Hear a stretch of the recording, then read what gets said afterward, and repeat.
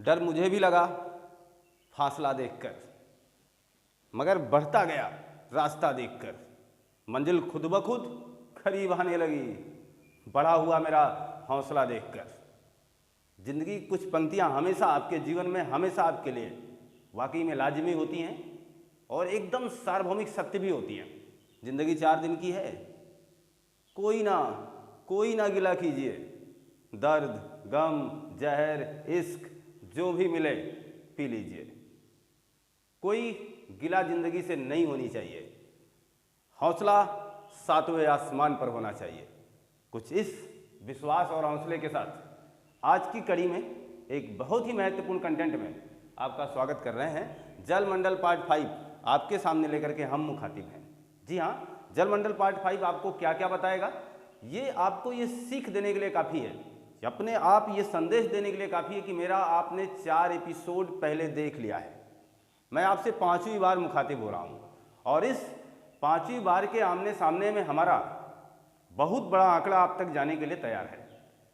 और इसी उद्देश्य के साथ जल मंडल पार्ट 5 आपके स्क्रीन पर साझा कर रहा हूँ, जहाँ हम बात करेंगे आज इंटरनेशनल सीबेड एजेंसी की, जहाँ हम बात करेंगे आज आर्कटिक महासागर की। हम लोग पिछले कई एपिसोडों से अनवरत दुनिया का सबसे बड़ा महासागर प्रशांत महासागर की एक अलग एपिसोड लिया हम लोगों ने, अटलांटिक महासागर का अलग एपिसोड लिया हम लोगों ने, हिंद महासागर को अलग तरीके से जाना हमने। अब हम जानेंगे जलमंडल पार्ट 5 में हम शुरुआत करेंगे यहाँ से दुनिया के सबसे छोटे महासागर से, आर्कटिक महासागर। इसको पहले इसलिए लिख रहा हूँ क्योंकि ये उत्तर में पड़ेगा। आर्कटिक महासागर, सारे शुभ काम हम लोग उत्तर से शुरू करते हैं और दक्षिण से प्रारंभ कम करते हैं। तो इसी शुभ उद्देश्य के साथ आपको मैं जोड़ रहा हूँ आर्कटिक महासागर, जो कि आपके उत्तरी पोल यानी उत्तरी ध्रुव का निर्धारण करता है। जी हाँ, बहुत ही बारीक बातों में समझें, हम लोग एकाग्रचित होकर सुनने का प्रयास करें तो उत्तरी पोल का मतलब पृथ्वी का उत्तरी हिस्सा, वहाँ जहाँ सूर्य का प्रकाश बहुत कम पहुँचता है, या यह कह दें कि ना के बराबर पहुँचता है। जैसे आपने बार बार पढ़ा होगा कि 6 महीने की रातें और 6 महीने के दिन हो जाते हैं, ऐसा वो जो कैलकुलेशन आपके मस्तिष्क में है, ठीक वही बात कर रहे हैं हम। आर्कटिक महासागर यानी उत्तरी ध्रुव की बात हो रही है। उत्तरी ध्रुव यानी 66.5 अंश से ऊपर की बात हो रही है। ये अक्षांश ऊपर की बात कर रहे हैं, यानी इसके ऊपर का चर्चा हम लोग आज इस क्लास में लेने वाले हैं। यहाँ ध्यान दीजिएगा, आर्कटिक महासागर वाकई में एक निर्जन स्थान है, कोई रहता वगैरह नहीं है, कौन रह पाएगा। टेम्परेचर जरा सुनिएगा, तापमान ठंडी के दिनों में -30 डिग्री सेल्सियस चला जाएगा। जीवन यापन करोगे आप। गर्मी बहुत ही भीषण पड़ रही हो आपके यहाँ, लेकिन यहाँ तापमान 0 डिग्री सेल्सियस से ऊपर नहीं आने वाला है। कैसे रहोगे आप, जरा सोचिए कि क्या हम अपने मानवीय जीवन को यहाँ आसानी से पार कर सकते हैं? नहीं। जब हम नहीं पार कर सकते तो हाँ, लेकिन नेचर ने कुछ ऐसी प्राकृतिक चीज़ों को बना रखा है, ऐसे जीवों की संरचना कर रखा है, जैसे कुछ फैल की प्रजातियां हैं, 3 से 4 प्रजातियां यहाँ आपको मिल जाएंगी। ध्रुवीय भालू आपको मिल जाएंगे, आपके लिए बड़े खतरनाक ये शिकारी होते हैं, इनका जीवन यापन यहाँ होता है। आर्कटिक महासागर जहाँ हमने बात की कि टेम्परेचर तापमान बहुत अनियमित होता है, तो हम कह सकते हैं कि तापमान अनियमित होता है। तापमान अनियमित होता है और यह मान के चल सकते हैं तापमान कभी गर्म नहीं होता, तापमान ठंडा ही रहता है। तापमान ठंडा, वो भी कह सकते हैं ज़्यादा ठंडा रहता है। ठीक है, तापमान ठंडा होगा, ज़्यादा ठंडा रहेगा, कोई बात नहीं, हम लोग इस बात को जान चुके हैं। सूर्य की किरणें पहुंच नहीं पाती, इसलिए यहाँ का तापमान बहुत ही कम होता है। जिस महासागर की बात कर रहे हैं वो महासागर ज़्यादातर समयों में बर्फ से ढका रहता है, बर्फ से ढका रहता है। और जब ये बर्फ से ढका रहेगा तो ध्यान दीजिएगा, नॉर्वे वाले, स्वीडन वाले, फिनलैंड वाले, मध्य रात्रि के ये सब देश वाले हैं। फिनलैंड, जिनके यहाँ मध्य रात्रि को सूर्य चमकता है, आपको पता है, नॉर्वे, स्वीडन, फिनलैंड, वो मध्य रात्रि के सूर्य का मामला कुछ इसी तरीके से है। तो नॉर्वे, स्वीडन, फिनलैंड तथा आप मान के चलें आपका रूस हो गया, उधर आप चले जाएं तो डेनमार्क आपको मिल गया यूरोप का, तो डेनमार्क हो गया। ये तमाम देश उत्तरी ध्रुव पर स्थित आर्कटिक महासागर में अपनी शिरकत कर रहे हैं, यानी इनसे लगा हुआ ये महासागर है। तो नॉर्वे वाले, स्वीडन वाले, फिनलैंड वाले, रूस वाले, डेनमार्क वाले ये कभी नहीं जान पाते हैं कि वाकई में ये महासागर है कि नहीं है। क्यों? क्योंकि ये ज़्यादातर तो ये बर्फ से ढका रहेगा और यहाँ बर्फ की मोटी चादरें होंगी, तो आप इस पर दौड़ सकते हैं, आप इस पर खेल सकते हैं, आप इस पर तमाम प्रकार के क्रियाकलाप कर सकते हैं। बताना क्या ये महासागर में संभव है? तो आप कहेंगे नहीं सर, महासागर में तो बिल्कुल दूर दूर तक संभावना ऐसी नहीं है। जब महासागरों में ऐसी संभावना दूर दूर तक नहीं है तो हम लोग यहाँ ऐसे कार्य दायित्व, ऐसे कार्य क्षेत्रों का निर्वहन कैसे कर पाते हैं? तो नॉर्वे, स्वीडन, फिनलैंड वाले जब ये जान रहे हैं कि यहाँ कोई भी चीज़ हम देख नहीं सकते हैं, देख सकते हैं, मेरे कहने का तात्पर्य देख सकते हैं, लेकिन जलाशय जैसी कोई संरचना हमारे सामने नहीं आ रही है। इसी वजह से एक बहुत स्टार बात अब आपके सामने है, इसी वजह से इसे छिपता हुआ महासागर कहते हैं। छिपता हुआ महासागर, छिपता हुआ महासागर किसे कहा जाता है? तो ध्यान दीजिएगा, छिपता हुआ महासागर इसी आर्कटिक महासागर को कहा जाता है। इंटरनेशनल अभी जिसकी बात हमने शुरू में ही की, सीबेड अथॉरिटी यानी ISA, जिसका मुख्यालय जमैका में है। अब आपको इस इंटरनेशनल सीबेड अथॉरिटी जिसका मुख्यालय जमैका है, इसके परिप्रेक्ष्य में हम आपको क्या बताना चाह रहे थे? हमारा काम ये था कि हम पहली बात तो इसे जान ले है क्या, दूसरी चीज ये जान लें कि यहाँ इस चीज को लाने का मतलब क्या था। आर्कटिक महासागर पर अभी हमने बोला है निर्जन है, किसी भी देश का कोई आधिपत्य इस पर नहीं है। हाँ, अपनी अपनी जो दूरी होती है, अपने देश के आसपास की जो मील वाली दूरी होती है, जो निर्धारित होती है, वो अलग बात है। अन्यथा इस पूरे महासागर पर किसी का कोई आधिपत्य नहीं है। ये पूरा महासागर, ये पूरा जो बर्फ से ढका हुआ, यहाँ पर जो भी शोध कार्य चल रहे हैं, जो जलवायु संबंधी परिवर्तन का आंकड़ा वैज्ञानिक लगा रहा है, वो सारी प्रक्रिया का निर्वहन यही करता है, इंटरनेशनल सीबेड अथॉरिटी ही करती है। इसके कार्य क्षेत्र में ही आप आर्कटिक महासागर पर जा सकते हैं तथा आर्कटिक महासागर संबंधी विभिन्न प्रकार के शोध संस्थान में शामिल होकर के अपने कार्यदायित्व का निर्वहन कर सकते हैं। ये सारी चीज़ें किसके साथ है? इंटरनेशनल सीबेड अथॉरिटी के साथ है। यहाँ कोई रहेगा नहीं, ये बात मान के चलें। तो सारी बातें तो आपके सामने मैंने रख दिया कि छिपता हुआ महासागर, आपने इसे कह दिया। अब हम देखिएगा इसके कुछ और बातें लिखेंगे। सबसे छोटा ही है, सबसे छोटा महासागर की बात आए तो क्या बताइएगा? आर्कटिक महासागर टिक करिएगा। और सबसे उथला महासागर की बात आए, सबसे उथला महासागर की बात आए तो भी आप आर्कटिक महासागर को ही टिक करेंगे, ये बात ध्यान रखिएगा। अगली बात, सबसे पहले इस महासागर पर पहुंचने वाला व्यक्ति कौन था? तो सबसे पहले इस महासागर पर पहुंचने वाले थे रॉबर्ट पियरी साहब। रॉबर्ट पियरी ये पहुंचे थे 6 अप्रैल 1901 को। 6 अप्रैल 1901 रॉबर्ट पियरी साहब कहाँ पहुंच जाते हैं? आर्कटिक महासागर पर पहुंच जाते हैं। और हमारे भारत के पहुंचने वाले कौन थे? तो यहाँ ध्यान दीजिएगा, हम लोग बात करेंगे अजीज बजाज साहब का। अजीज बजाज साहब ये पहले भारतीय हैं जो यहाँ पहुँचे हैं, पहले भारतीय। रॉबर्ट पियरी साहब आर्कटिक महासागर पर जाने वाले पहले भारतीय व्यक्ति कौन है? तो हम कहेंगे अजीज बजाज साहब हैं।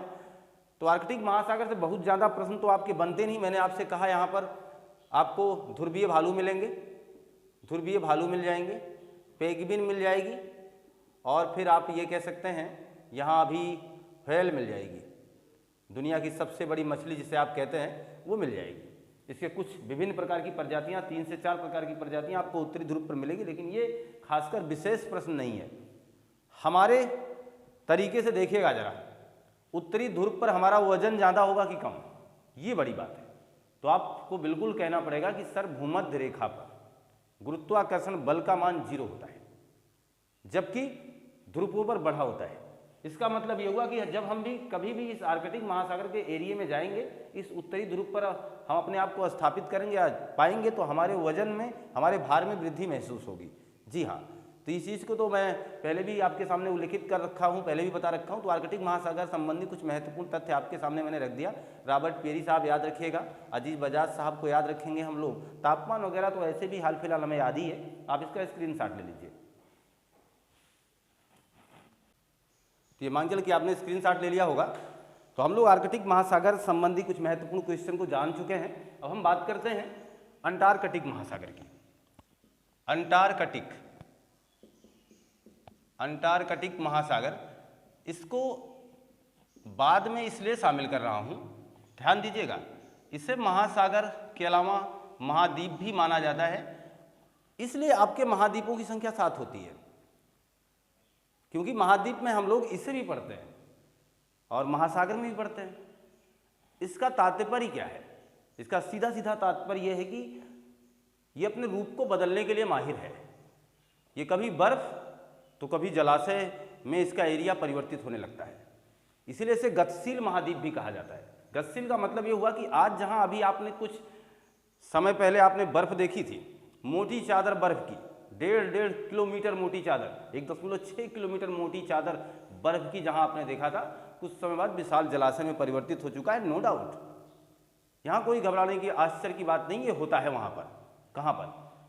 आपके अंटार्कटिक महासागर, यानी इस जिसे हम महाद्वीप भी कहते हैं, पढ़ते हैं इस तरीके से। ध्यान दीजिएगा, 98% एरिया आपको बर्फ की चादर से ढका मिलेगा, बर्फ मिलेगा, इसीलिए इसे श्वेत महाद्वीप कहेंगे, श्वेत महाद्वीप कहेंगे। इस श्वेत महाद्वीप पर सबसे पहले, इस श्वेत महाद्वीप को सबसे पहले देखने वाला व्यक्ति कौन था? देखने की बात इसलिए कह रहे हैं, खोजकर्ता मान लिए जाएंगे, क्योंकि जो देखेगा वही खोजा है। तो खोजकर्ता की बात करें तो 1773 में जेम्स कुक साहब ने सबसे पहले इसे देखा था। लेकिन अद्भुत बात है, जेम्स कुक साहब इसे दूर से देख रहे थे। इन्हें एक विशाल बर्फ की चट्टान दिखी। इन्होंने अपने जिस भी नाव से गए हुए थे उसको रोकने का काम किया और उन्होंने कहा कि इसके पीछे जरूर कुछ ना कुछ है। इस बर्फ की चट्टान के पीछे, देखना एक कल्पना होती ना हमारी आपकी, इस बर्फ के चट्टान के पीछे जरूर और स्थान है, यानी धरातल है। ये बोला जेम्स कुक साहब ने, और ये आगे चल करके ये बात सिद्ध होती है। तो ये मुख्य भूमि पर नहीं पहुंचे हैं, ध्यान देना, जेम्स कुक ने खोजा है लेकिन मुख्य भूमि पर नहीं गए हैं। मुख्य भूमि पर ये इनका सामना नहीं हुआ है, ठीक है। तो जेम्स कुक, फेबियन एलियन शासन साहब का नाम लिखेंगे। तो हम लोग अब देखिएगा, एक नाम लिखते हैं फेबियन बिलियन शासन। फेबियन बिलियन शासन साहब सबसे पहले कहां पर? इस मुख्य भूमि पर पहुंचने का काम करते हैं। फेबियन बिलियन शासन साहब सबसे पहले हमारे अंटार्कटिक महाद्वीप पर पहुंचने का श्रेय किसके पास है? तो फेबियन बिलियन शासन के पास। इस बात की जानकारी याद रखिएगा। तो फेबियन बिलियन शासन ये पहुंच गया 1821 ईस्वी में। कहां पर? इसकी मुख्य भूमि पर। लेकिन अद्भुत बात अभी भी है, मुख्य भूमि पर पहुंचे तो क्या पहुंचे, जब आप उसके पोल पर नहीं पहुंचे, उसके सेंटर पर नहीं पहुंचे। तो ध्यान देना, पूछा जब जाएगा कि दक्षिणी ध्रुव पर पहुंचने वाला पहला व्यक्ति, तो एमंड सेन बताया जाएगा, और पहला भारतीय गिरिराज सिरोही। जी हाँ, तो सारे प्रश्न आपके सामने मैं रख रहा हूं। अंटार्कटिक महाद्वीप, यानी अब हम बात करेंगे दक्षिणी ध्रुव की। दक्षिणी ध्रुव पर पहले कौन पहुंचा? ध्रुव पर पहुंचने वाला पहला व्यक्ति कौन था? तो आप कहिएगा एमंड सेन। याद रखिएगा, इस बात को बहुत बार एग्जाम में पूछे जा चुके हैं। दक्षिणी ध्रुव पर पहुंचने वाला पहला, अब यहां हम लिख रहे हैं भारतीय कौन था, तो आपको याद रखना होगा अब गिरिराज सिरोही साहब का।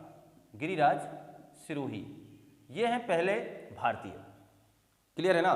तो हम जिस महाद्वीप की बात कर रहे हैं, जिस महाद्वीप के बारे में अब हम ये समझ रहे, जिसे हम श्वेत महाद्वीप कह रहे हैं, इस श्वेत महाद्वीप की खोज जेम्स कुक साहब ने 1773 ईस्वी में की। लेकिन वो मुख्य भूमि पर नहीं पहुंचे, लेकिन उन्होंने एक बहुत बड़ी जानकारी दुनिया के सामने लाकर रख दी। इसके बाद 1821 ईस्वी में फेबियन विलियम शासन साहब यहाँ पहुँचते हैं, लेकिन यह भी उस पोल से काफ़ी दूर रहते हैं, मुख्य स्थान से दूर रहते हैं, लेकिन पहुँच तो गए हैं ना, कदम तो रखा इन्होंने। अगला क्वेश्चन, दक्षिणी ध्रुव पर पहले कौन पहुँचा, मेन जगह, तो एमंडसेन। भारत के पहले कौन, तो गिरिराज सिरोही साहब जी। देखिएगा, तो इस महाद्वीप की एक महत्वपूर्ण जानकारी आपके सामने मैं साझा कर रहा हूँ। इसे विज्ञान के लिए समर्पित महाद्वीप कहा जाता है, विज्ञान को समर्पित महाद्वीप कहा जाता है।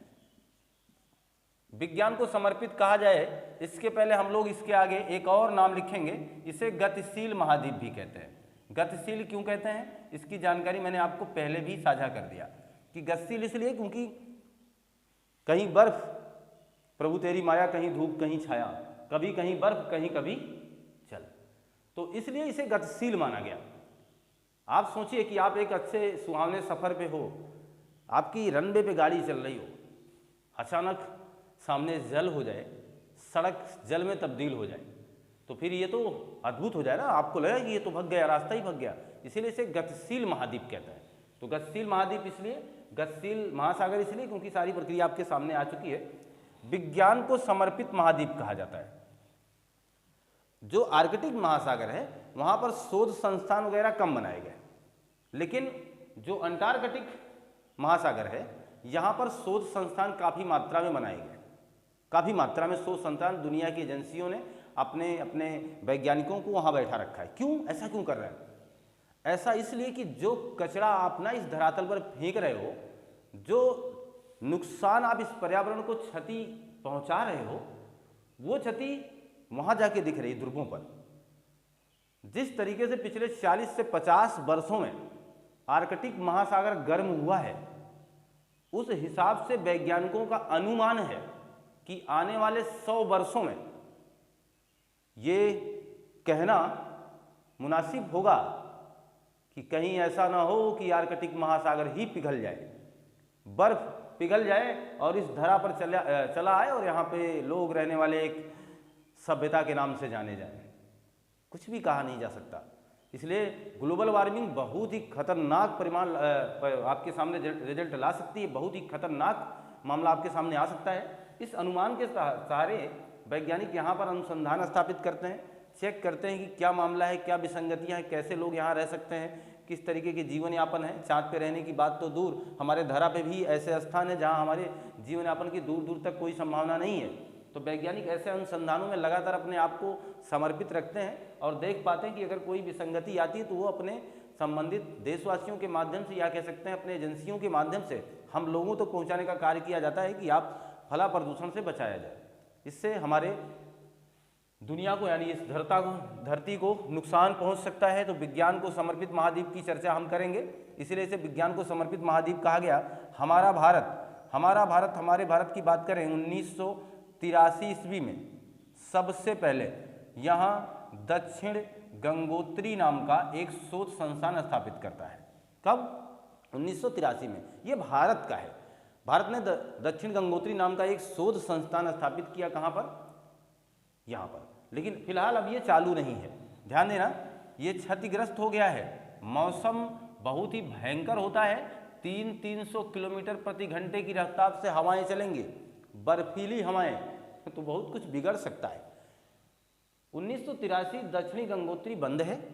आगे देखिएगा, हम बात करें 1989 की। 1989 का भारत का दूसरा शोध संस्थान है जिसका नाम है मैत्री, ये संचालित है। इसके बाद भारत ने 2012 में एक और शोध संस्थान स्थापित कर रखा है जिसका नाम भारती, ये भी संचालित है। तो याद क्या रखेंगे हम लोग? दक्षिण गंगोत्री, मैत्री और भारती, ये भारत के शोध संस्थान कहाँ हैं? अंटार्कटिक पर। परंतु एक विशेष बात, उसको वहाँ ना बता के यहाँ बताने का सीधा यही कारण था जिससे आपसे गलती ना हो। एग्जामिनर यही पूछते हैं। एक हिमाद्री शोध संस्थान भारत का है, हिमाद्री शोध संस्थान, जो कि अंटार्कटिक पे नहीं है। ये कहाँ है? आर्कटिक पर है, और वाकई में भारत ने इसे लीज पर लिया है। ये चीज जो हिमाद्री है यह भी एक शोध संस्थान ही है, परंतु ये कहाँ है? ये अंटार्कटिक पर ना हो करके आर्कटिक पर है। और ये 3 शोध संस्थान आपके कहाँ हैं? अंटार्कटिक पर है, जिसमें फिलहाल एक चालू नहीं है। क्लियर है? कोई दिक्कत मेरे हिसाब से आपको यहाँ नहीं होनी चाहिए। हम लोग गतिशील महाद्वीप को समझ चुके, हम लोग विज्ञान के लिए समर्पित महाद्वीप को जान चुके, तो हमारे हिसाब से हम लोग कोई यहाँ पर विशेष समस्या नहीं आने वाली। तो जहाँ हम महासागरों की चर्चा कर रहे थे, जहाँ हम लोग महासागर पर बात कर रहे थे, एक बात मैं आपको और बताना चाहूँगा। यहाँ पर एक रास सागर मिलेगा आपको। रास सागर विश्व का सबसे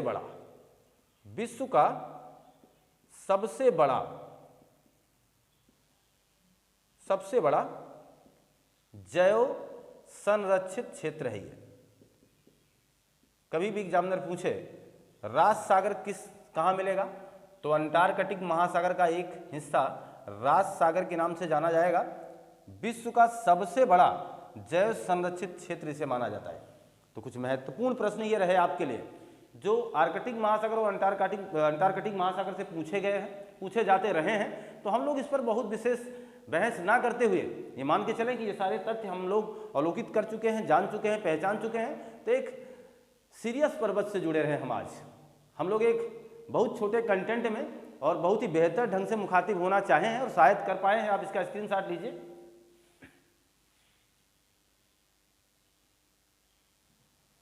जी हाँ, आप सोचिएगा आर्कटिक महासागर और अंटार्कटिक महासागर पर क्या हमारा जीवन संभव है? नहीं। क्या हम रॉबर्ट पियरी साहब को जान रहे हैं? क्या हम एमंड सेन के बारे में जान चुके हैं? अगर जान चुके हैं तो हमारा काम हो चुका है। क्या हम गिरिराज सिरोही जी को जान रहे हैं? क्या हम बजाज जी को जान पा रहे हैं, याद कर पा रहे हैं? अगर ऐसा कर पा रहे हैं तो हमारे काम सफल है। क्या हम इस राज सागर को समझ पाए हैं? क्या हमने अपने हिमाद्री को देखा? जी हाँ, हमने हिमाद्री को देखा है। क्या हमने अपने गंगोत्री को जाना? क्या हमने मैत्री को जाना? क्या हमने भारती को जाना? बस इतना सा ही काम था। ये मेन हाईलाइटेड प्रश्न है। ये आपके एग्जाम में कई बार पूछे गए। अगर ये कार्यदायित्व तो निर्वहन हो चुका है तो बहुत लंबा इसको खींचने का कोई अभिप्राय हमारा नहीं है। जलमंडल की पूरी तरीके से मैं सेवा समाप्त कर रहा हूँ। अब हम मिलेंगे कुछ मुख्य समुद्री धाराओं के साथ, जो जलमंडल पार्ट 6 करके आपके सामने लाऊंगा, जहाँ हम लोग हमसे पूछी जाने वाली गर्म और ठंडी जल धाराओं से प्रश्न बनते रहे हैं। आगे का एपिसोड कुछ इस तरीके से होगा। तब तक के लिए आपसे हम विदा लेना चाहेंगे। इंतजार करिएगा हमारा। पढ़ते रहिए, मस्त रहिए, खुशहाल रहिएगा और लाइक शेयर सब्सक्राइब करना मत भूलिएगा। मिलते हैं आपसे नए कंटेंट में। आपका दिन शुभ हो। आपको बहुत बहुत धन्यवाद।